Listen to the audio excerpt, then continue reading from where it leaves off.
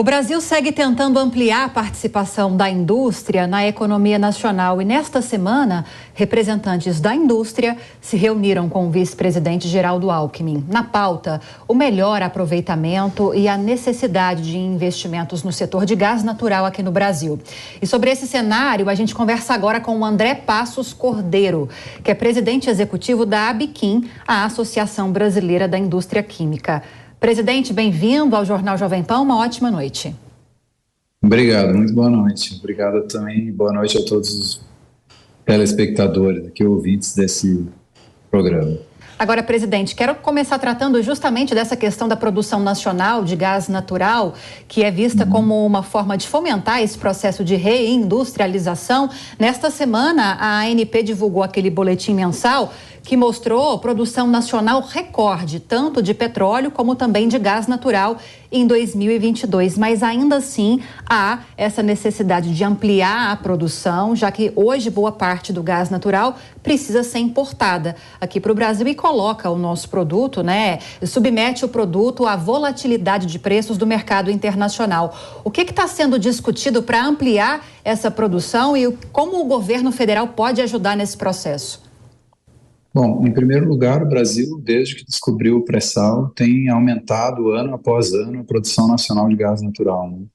Ocorre que, infelizmente, nós ainda não temos toda a infraestrutura necessária para fazer com que esse gás natural dos campos de exploração do pré-sal cheguem até a costa, né?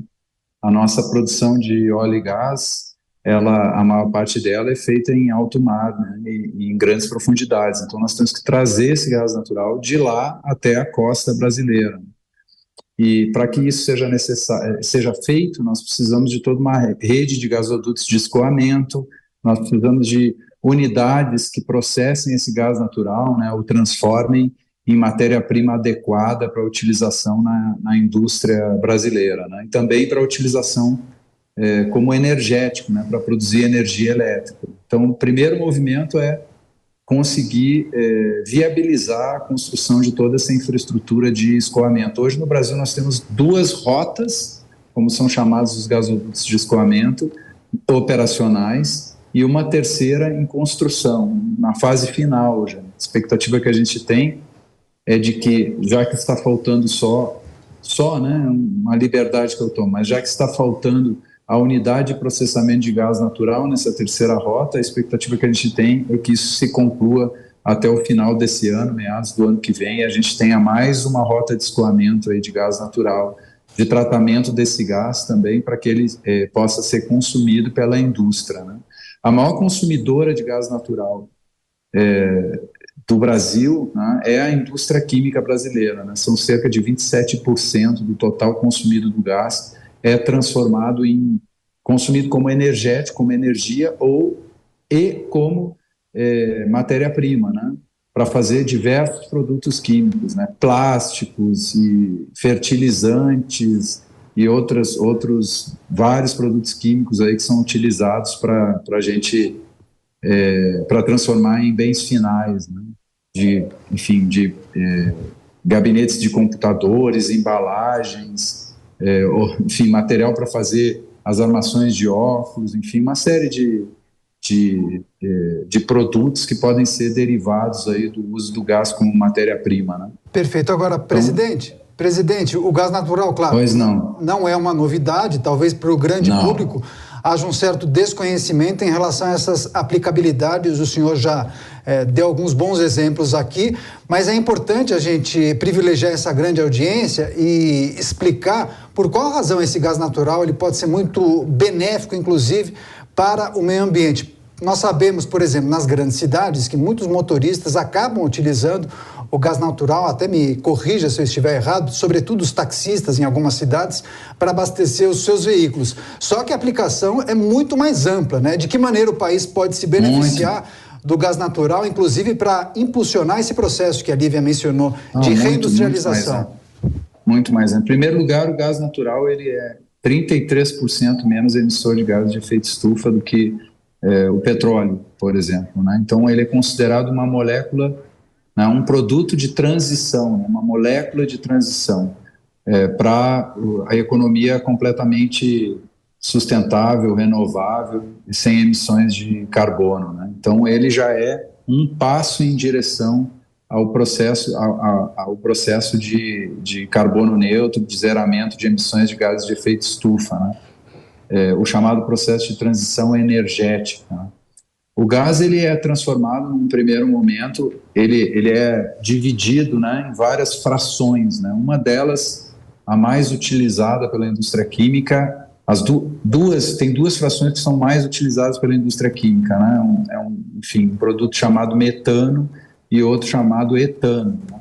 O metano, ele é utilizado para fazer metanol, que é um produto que nós utilizamos, por exemplo, como um componente do biodiesel, né? Ele vai junto com o biodiesel. Um segundo produto, que é o etano, ele é utilizado para fazer, por exemplo, polietileno. Polietileno é uma resina plástica. Ela serve para fazer uma infinidade de questões, né? Embalagens de shampoos, armações de óculos, botões de camisas, fibras de toda espécie, sacaria para transportar grãos na agricultura, né? Então, tubulações podem ser feitas também com esse material. Do eteno também a gente pode derivar o óxido de eteno, que é usado para fazer surfactantes e adjuvantes, que são componentes de detergentes, de produtos de limpeza variados, né? Então, há uma infinidade de utilizações na vida cotidiana para fazer shampoos, para fazer uma série de coisas, né? Então, há uma infinidade de utilidades aí para o gás natural, depois de transformado em etano e em resinas plásticas, né? Para fazer brinquedos até, né? De plástico, né? Então, a gente tem aí uma infinidade de usos para esse gás natural, né? E ele é utilizado também como energia, né? Ele pode ser colocado em térmicas para gerar energia elétrica, e ele também pode ser utilizado no processo produtivo para gerar energia também. Agora, presidente, eu peço licença rapidinho só para dar as boas-vindas para quem estava acompanhando a Voz do Brasil na rede de rádios da Jovem Pan e agora está conosco aqui no Jornal Jovem Pan, acompanhando as principais notícias do dia.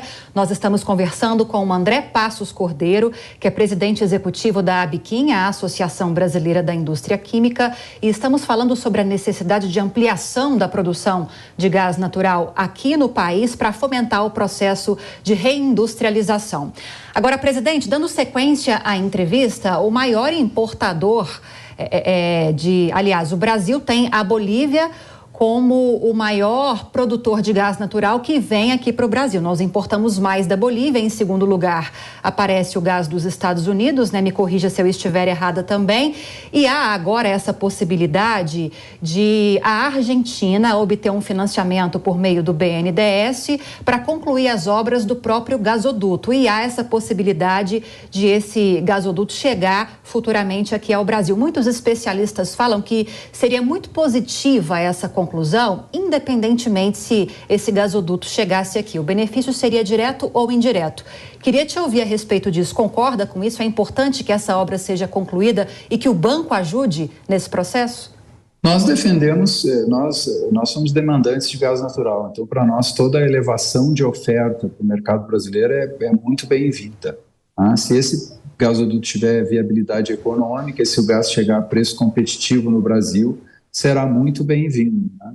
A indústria química precisa de um gás competitivo, né, com preços competitivos. Então, por exemplo, hoje nos Estados Unidos o preço do gás está em torno de 5, 6 dólares, 1 milhão de BTU, né, que é a unidade de medida aí, né, do gás natural, unidade calórica, e a gente tem que ter um gás a preço muito semelhante ao que é praticado aí nos Estados Unidos. No Brasil, infelizmente, hoje, o preço do gás natural é cerca de 3 vezes o preço desse gás. Uma das razões para isso é uma oferta de gás, embora a gente tenha a produção muito grande de gás no pré-sal, ele é associado ao petróleo, ele não chega até a costa, né? Então a gente não tem oferta em volume suficiente, né, para atender às demandas de todo o setor industrial e da indústria química em especial, né?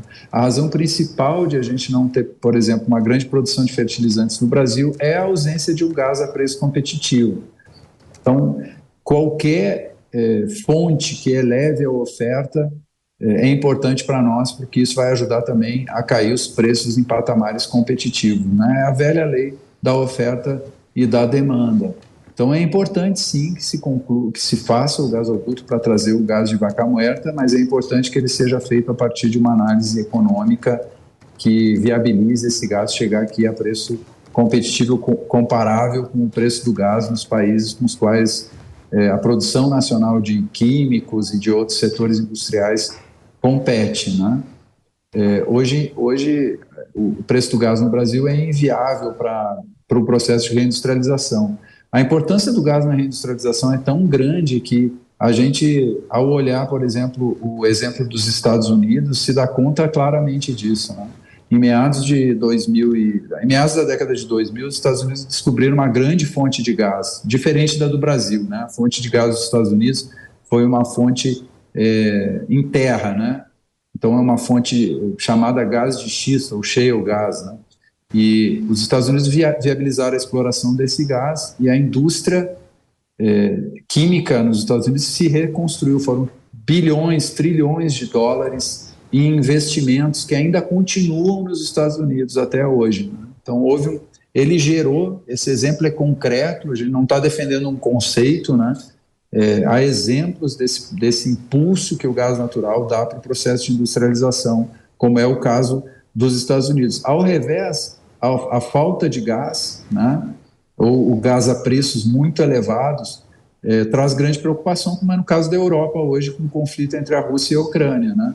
Há uma falta dessa molécula na Europa, ela está a preços elevados, e isso impacta negativamente a produção industrial na Europa. Sim. E também o processo inflacionário. Sim. Lá. Então, o gás é o energético de transição, é o energético fundamental hoje no mundo e é também uma molécula essencial como matéria-prima para o setor industrial, especialmente para a indústria química brasileira, né? Eu enumerei aqui alguns produtos que a gente pode derivar deles. E essa é basicamente o teor da conversa que a gente está tendo com diversos agentes políticos, né, do governo federal. E só para concluir, o que a gente tem levado é a nossa expectativa de que há viabilidade para fazer isso hoje no Brasil, né, em função, inclusive, do alto volume de produção que a gente vê. E a gente vai seguir acompanhando todas essas movimentações e discussões. Gostaria de lhe agradecer, André Passos Cordeiro, presidente executivo da ABIQUIM, da Associação Brasileira da Indústria Química, pela entrevista nesta noite. Seja sempre muito bem-vindo, presidente. Boa noite. Obrigado, boa noite. Boa noite, até a próxima.